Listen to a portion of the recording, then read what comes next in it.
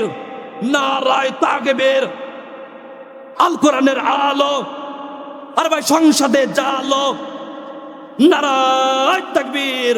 মুহতারাম হাজিরিন, স্পষ্ট ঘোষণা, নবীর দুশমনের কোনো রাজনৈতিক পরিচয় নেই, নবীর দুশমনের কোনো গোত্রীয় পরিচয় নেই। নবীর দুশমনের একটাই পরিচয়, ও মানবতার দুশমন, বিশ্ব সভ্যতার দুশমন। সে আমাদের আল্লাহর নবীর দুশমন, সে আমাদের জানের দুশমন। কথা ঠিক কি ঠিক না?